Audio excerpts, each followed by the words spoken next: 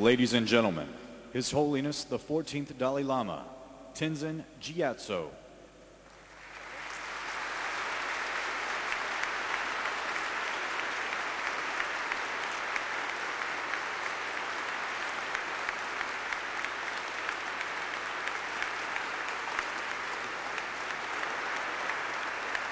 So,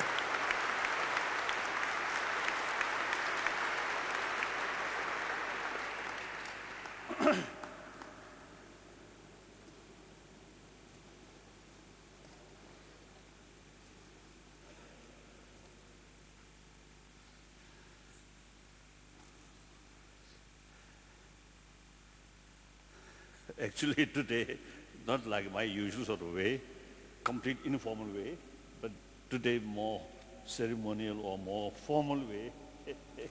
So, a bit difficult.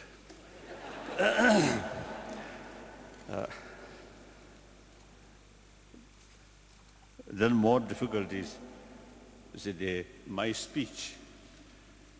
I mean, of course,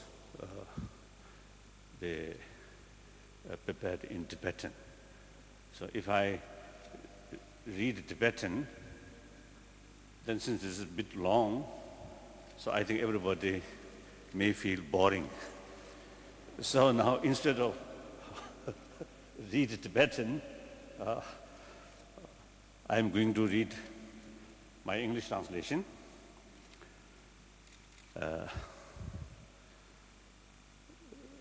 So, anyway, I start the English learning, I think 1947, 48. Now still my English is very, very poor. Now a person who now over 72 years old, my English level, I think like kindergarten. So in any way, I determined to read my sort of statement in English as if something like my English examination in front of dignitaries and scholars.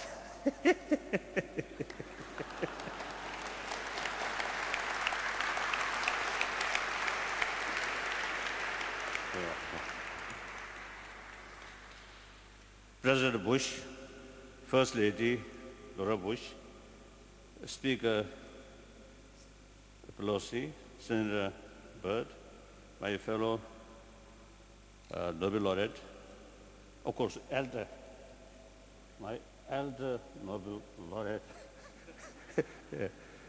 Willie Wissel, honorable members of Congress, brothers and sisters.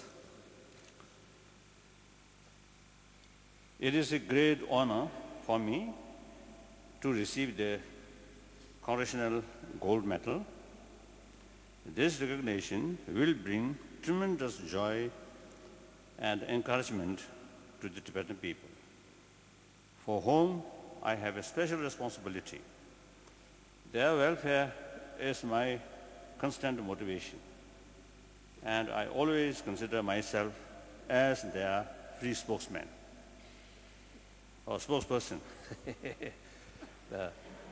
A first mistake. I believe that this award also sends a powerful message to those many individuals who are dedicated to promoting peace, understanding, and harmony. On a personal note, I am deeply touched that this great honor has been given to me, a Buddhist monk, born of a simple family from the remote Amdo region of Tibet. As a child,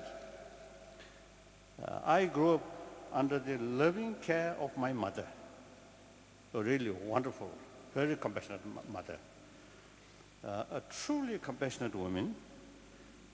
And after my arrival in Lhasa at the age of 4, all the people around me, my teachers, and even the housekeepers, and also sweepers,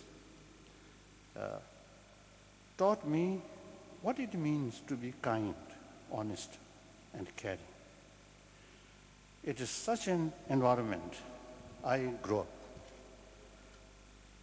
Later, my formal education in Buddhist thought exposed me to concepts such as interdependency and the human potential for infinite compassion.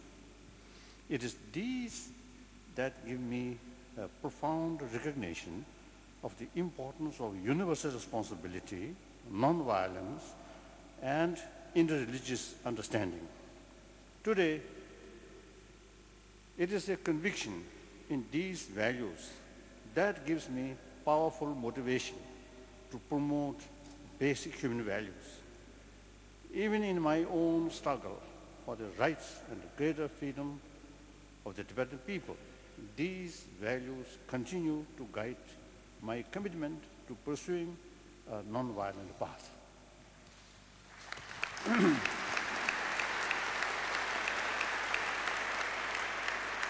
I have had the honor to be in this hall once before when I visited your country in 1991. Many of the faces that welcomed me then, I can see today. Some faces very familiar to me. So when I meet these people, I feel something like reunion. A long time, unchanging friend.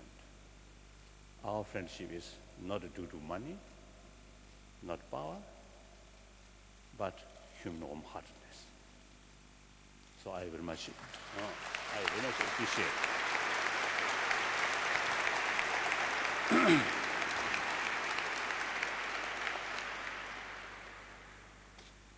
I can see today, which gives me great joy. Many have retired. Senator Bell, the Shatamage, sure about that, and Jesse Helm. I remember there are physical difficulties, but their spirit is so strong. Really, it's a wonderful people. So, many of them retired. And now I also describe as a semi-retired position. So I'm looking forward a complete retirement.